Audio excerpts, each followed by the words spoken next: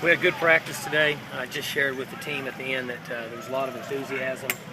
Body language was good. Defensively, we were doing a better job of running to the football in our team periods. Offensively, we've taken care of the ball, and guys have been in the right spot for the most time, for the most of practice. So we just have to continue with our enthusiasm level, and guys' attitudes have really been good, and we're getting a lot accomplished. You said last week at practice, today was practice day, that from 9 on, you expect to start seeing some separation at quarterback.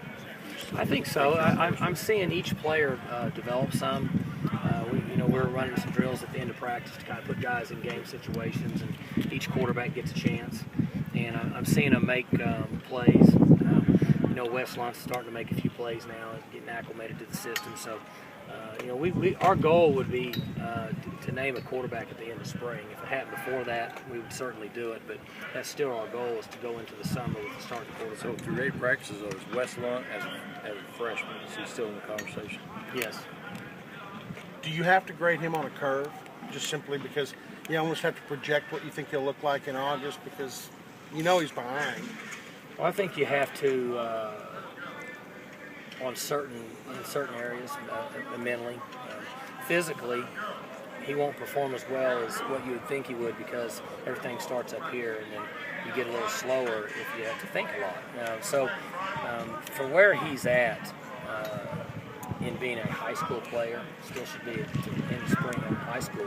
He's done a really nice job. He's made some good strides. It takes him about 3 practices to show the improvement of what a veteran guy would show in 1. If you were grading the criteria, or if you were listing the criteria for the quarterback position, where is not turning the ball over? What criteria is that? Well, I think that falls in the leadership and ability to be productive category. And each guy brings something different to the table, but ultimately somebody has to earn the respect of the team and become the leader on that side of the ball. We're fortunate with Jeremy and Joe Randall and Isaiah and Tracy and those guys.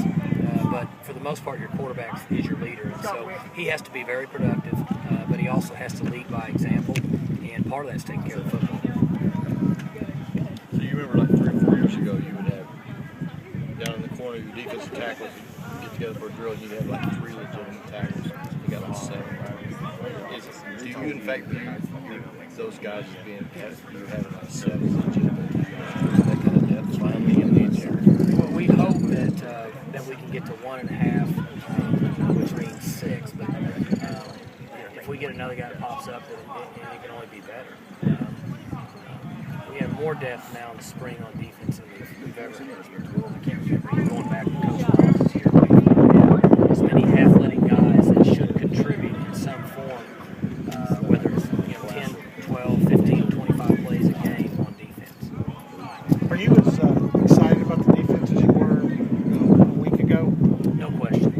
I'm really excited about our team. Everybody goes through withdrawals when you lose players like we've lost. But I'm excited about the development of a new quarterback or quarterbacks. I'm excited about seeing the leadership of the guys that have to carry things on for the most part. And so, it's just fun to be out here in the spring and be on the field with them. Any of the younger, maybe the redshirt freshmen, true sophomores, guys like that caught your eye recently?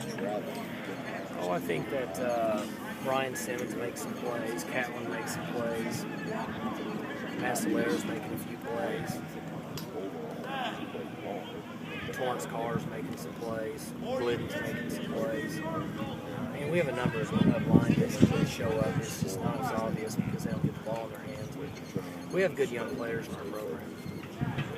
Like when you lose a guy like Glidden, you turn it over to a young guy, is it more excitement to see the potential of this guy, or is there more nervousness to what this guy doesn't screw up?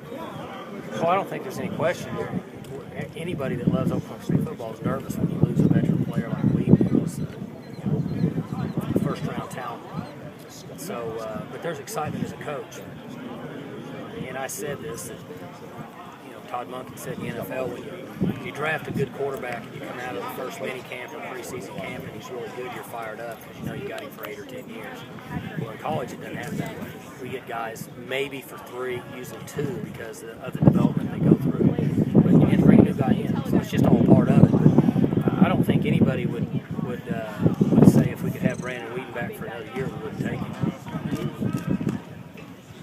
guys over here? Good. As far as the receiving core, what do you see about these guys? Obviously, you lose Blackman as well. You don't just lose Whedon. What do you see in these guys that you like so far?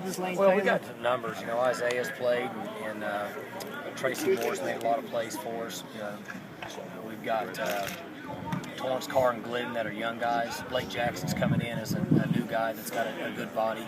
And we have Josh Stewart that's been around. So we've got a number of guys that can contribute and help us. You know, it's just a matter of getting them out there and kind of getting them going. And they'll always play better than they're supposed to because they have to in some term.